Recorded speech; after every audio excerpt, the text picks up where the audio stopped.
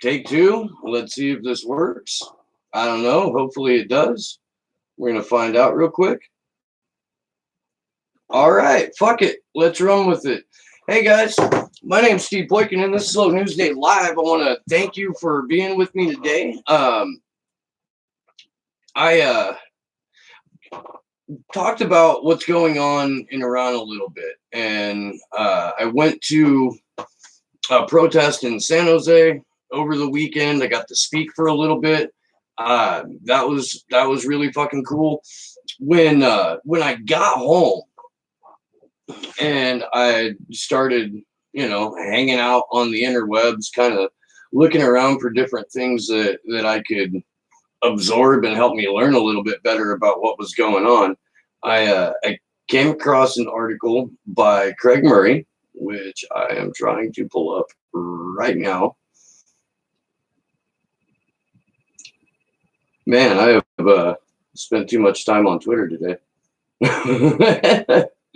While I'm looking for this article, guys, I do want you to know that every super chat that comes to this show from December to February 24th will be going to the GoFundMe that we are in the middle of right now for the Action for Assange trips to to London and DC. That's fucking hilarious, Max. All right, got the article here. It's on Craig Murray's website, craigmurray.org.uk. The title of the article is Lies, the Bethlehem Doctrine, and the Illegal Murder of Soleimani. And it starts like this. In one of the series of blatant lies the USA is told to justify the assassination of Soleimani, Mike Pompeo said that he was killed because he was planning, quote, imminent attacks on U.S. citizens. It is a careful choice of word. Pompeo is specifically referring to the Bethlehem Doctrine of preemptive self-defense. This is kind of as we find out throughout the course of the article, we discovered that this was the Bethlehem Doctrine is pretty much came out at the same time as the Bush Doctrine, which was, of course, we're going to bomb them over there so that they don't get to attack us over here. Craig Murray says, developed by Daniel Bethlehem when legal advisor to first Benjamin Netanyahu's government, then Tony Blair's. The Bethlehem Doctrine is that states have a right of preemptive self-defense against imminent attack. That is something most people, most international law experts and judges would accept, including Murray. What very few people and almost no international lawyers accept is the key to the Bethlehem Doctrine. That here, imminent, the word used so carefully by Fat Mike Pompeo, does not need to have its normal meanings of either soon or about to happen. I'm going to say that one more time. The word imminent, according to the Bethlehem Doctrine that Mike Pompeo cited, doesn't have to mean soon or about to happen. An attack may be deemed imminent, according to the Bethlehem Doctrine, even if you know no details of it or when it might occur. So you may be assassinated by a drone or bomb strike, and the doctrine was specifically developed to justify such strikes because of intelligence you are engaged in a plot, when that intelligence neither says what the plot is, nor when it may occur. Are we all picking up what I'm putting down here and what Craig Murray is putting down here? The word imminent, to quote the famous political commentator Inigo Montoya, doesn't mean what you think it means. The word imminent doesn't have to mean soon or even at all. This is the phrase that's being used to justify the over 6,000 troops now that have been sent to North Africa and to the Indian Ocean to gear up towards war in Iran. Imminent, according to the Bethlehem Doctrine, according to Mike Pompeo and the Trump administration and the Obama administration before him and the Bush administration before that, imminent can mean anything that we want it to mean as long as it sounds scary enough to keep Joe and Jane Citizen from asking too many fucking questions. That's what it means. That's what the Bethlehem Doctrine is. That's what the Bush Doctrine is. Let me go on here a little bit. So when Pompeo says that attacks by Soleimani were imminent, he is not using the word in the normal sense in the English language. It is no use asking him what, where, or when these imminent attacks were planned to be. He's referencing the Bethlehem Doctrine, under which you can kill people on the basis of a feeling that they may have been about to do something. This is where we're at in terms of just how deep into the fucking cartoon we are. When imminent means maybe never.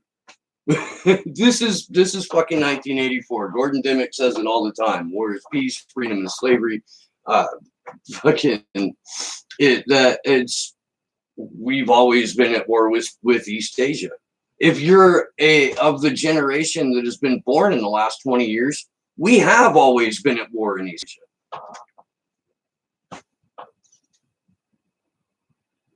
Rogue Gal, I think we have satanic clowns in charge who play God with all of us. I'm reporting them all for taking our free will on every level. That's fucking fantastic, by the way.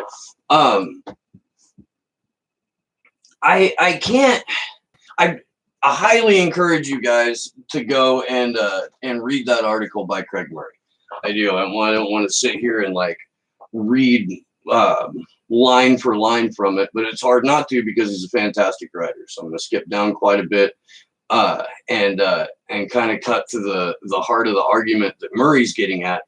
Remember, this is not just an academic argument.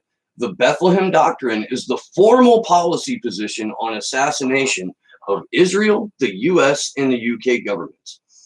When Pompeo says that Soleimani was planning imminent attacks, he's using the Bethlehem definition under which imminent is a concept, which neither means soon nor definitely going to happen. To twist a word that far from its normal English usage is to lie. To do so to justify killing people is obscene.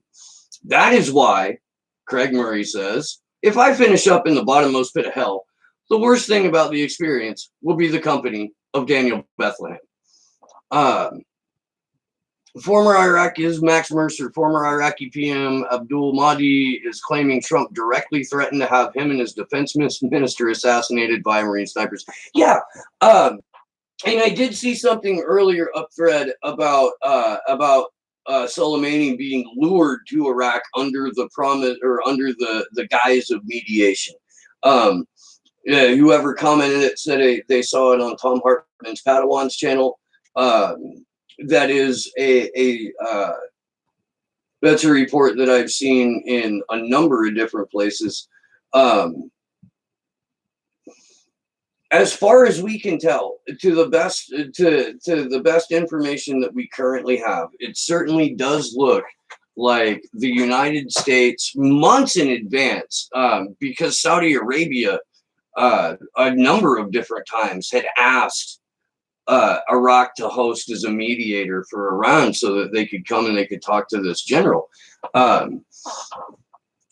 For months, the groundwork has been laid to have this guy assassinated. For certainly weeks in advance up to this strike, there was active groundwork being laid. We were already sending troops over. We were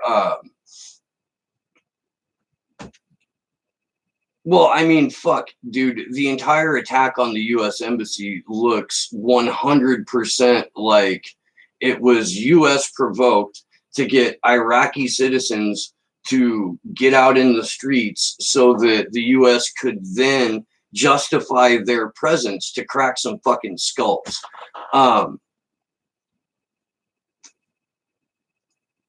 Can someone explain to Trump and the neocons the concept of a sovereign nation? No, you can't. You also can't explain to liberal Democrats the concept of a parliamentary democracy.